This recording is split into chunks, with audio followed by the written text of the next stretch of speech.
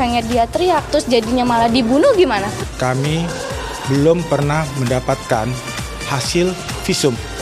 Berita acara saya pertama kami tidak cacat hukum. Ya itu aja yang dibaca itu ya udah. So yeah, thank you for supporting us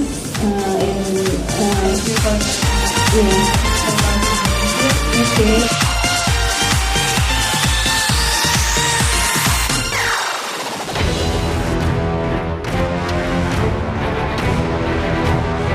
Setelah hampir 1 pekan DS terus diburu media ihwal keberadaannya, pihak keluarga DS semalam akhirnya angkat bicara. Di hadapan awak media, usai hadiri sebuah acara di Jakarta, kakak kandung DS semalam mengungkapkan alasan mengapa selama ini DS disembunyikan. Syok lah pastinya. Banyak diem, yang aslinya humoris, banyak canda, sekarang lebih banyak bengong. Udah gitu yang pastinya tuh sekolahnya jadi terganggu. Apalagi dia udah kelas 3, mau ujian. Gimana ujiannya kalau kayak gini? Gimana mau datang ke sekolah, mau keluar rumah aja dia takut. Artinya depresi ya? Iyalah, itu udah pasti depresi. Dia suka ngigo gitu. Kebayang waktu SJ itu manggil dia gimana mau pulih kalau misalnya dikit-dikit ditanyain inget lagi, dikit-dikit ditanyain inget lagi. Makanya saya amanin supaya dia nggak gampang inget kejadian-kejadian yang menurut dia itu ganggu mental dia. Selain ungkapan tentang efek trauma yang dialami DS, pihak DS juga menepis semua tudingan miring dari pihak SJ terkait motif pelaporan yang dilatari motif numpang tenar. Dia dibuat di BBM-nya dia. Iya. Oh. Di BBM. Berapa terus hari setelah hari itu juga. Hari itu juga dia buat itu, numpang tenar. Banyak sudah bukti-bukti tentang DS itu siapa, alamatnya di mana, siapa orang tuanya, dan bagaimana kelakuan dia sehari-hari kita sudah punya.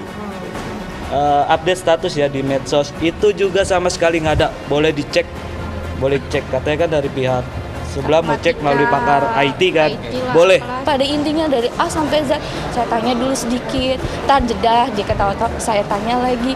Tapi di situ saya tekanin, ini nggak ada unsur kebohongan kan? Cari-cari tenar, enggak. Sementara saling kuku memegang bukti juga terus diperlihatkan para pihak, mulai dari pengacara SJ, DS, dan juga pihak kepolisian. Sampai sekarang kami belum pernah mendapatkan hasil visum, sehingga kami mempertanyakan atas dasar apa klien kami ditahan. Mohon maaf, saya tidak mau mendiskreditkan, tetapi bukunya pengacara, buku hukumnya sama dengan buku saya belajar hukum sama. Ya, hasil otopsi itu adalah rahasia. Tidak boleh jatuh ke tangan siapapun sampai dengan persidangan dibuka. Jadi kalau pengacara minta, saya sangat menyayangkan. Saya tidak menyuruh kuliah lagi ya. Tetapi kalau pengacara minta turunannya hasil lab itu, hasil lapor itu saya sangat menyayangkan. Karena itu justru melanggar undang-undang. Karena itu sangat rahasia dan hanya diketahui oleh penyidik. Dimunculkan pada saat nanti persidangan. Pengacaranya ikut bicara. Ada pengacara kok. BAP-nya saya baca. Apakah Anda menggunakan pengacara? Iya, saya menggunakan pengacara namanya bla bla bla. Ada. Kalau dia menolak, saya bilang, Mas, kalau Mas menolak pengacara ini, kenapa di jawabannya menerima? Siap didampingi dengan pengacara A. Kalau dia menolak, dia tolak aja dong. Berita acara saya pertama kami tidak cacat hukum. Kami kuasa hukum belum pernah mendapatkan fotokopi KTP DS. Dan kami justru bertanya, kenapa KPAI sudah mempunyai KTP? Apakah kami dan saudara Saiful Jamil nggak punya hak untuk mengetahui bukti-bukti apa yang dituduhkan kepada kami? Mana bukti bahwa dia di bawah umur KTP? Mana bukti saksi-saksi pelapor? Mana bukti-bukti lainnya yang disebutkan ada 4? Undang-Undang Perlindungan Anak jelas mengatakan di pasal 1-nya penjelasannya, anak di bawah umur 18 tahun masuk kategori anak di bawah umur. Apapun bukti yang didapatkan, siapapun saksi yang diperiksa, itu versi penyidik dan kepentingan penyidikan. Kami juga punya versi dan kepentingan kami. Ya, kami juga punya data sebagai petunjuk, kami juga punya saksi, dan kami juga nantinya mungkin akan hadirkan ahli. Bukan hanya soal bukti, kontroversi penanganan SJ, termasuk pengakuan SJ yang sebelumnya lantang ditentang pihak SJ, juga terus menuai kontroversi dari para pihak. Pada saat itu kayak terjadi kayak orang dia linglung, hingga istilahnya kok kayak mudah aja digiring. Saiful Jamil itu waktu adik saya teriak astagfirullahaladzim, dia lari, kenapa abang kayak gitu tega sama saya? Sampai akhirnya keluar statement, kamu mau uang nggak? Adik saya tambah takut lah. Cuman kan kalau misalnya kata orang, kenapa nggak teriak? Sekarang kalau misalnya dia teriak, terus jadinya malah dibunuh gimana? Adik saya takut kayak gitu, makanya adik saya curi-curi waktu. Mana waktu yang tepat dia bisa kabur, dia kabur. Sementara itu, soal berembusnya isu damai antara kedua kubu pun ditepis oleh pihak DS.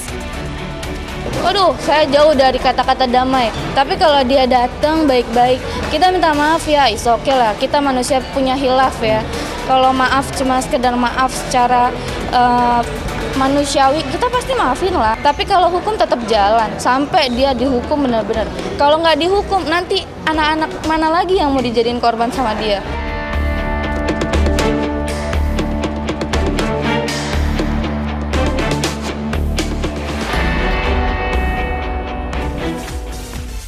Ya, mungkin apapun yang sudah masuk ke jalur hukum itu memang biarkan pengadilan yang membuktikan kebenarannya iya atau tidak dalam sebuah persoalan. Yang jelas penyidik punya bukti dan juga punya saksi, dan juga pihak tersangka juga berhak untuk membela dirinya, dan juga yang pasti buat korban juga harus masih dalam proses dilindungi ya, dan juga dan cuman hakim yang berhak menghakimi perkara dengan jujur dan juga adil.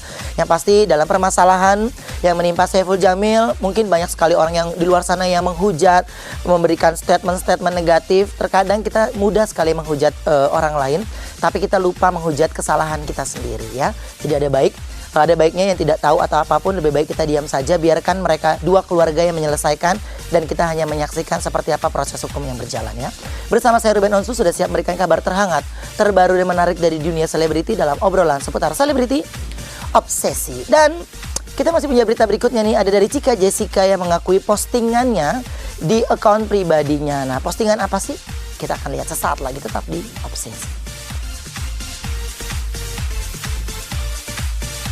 Kata Anda katakan sekong, ya, karena kita tidak pernah ngomong. Tidak, kalau sekongnya tidak menyudutkan salah satu nama. Tapi kalau Anda satukan berita tersebut, Anda berhak dituntut, Anda mau dituntut, oke?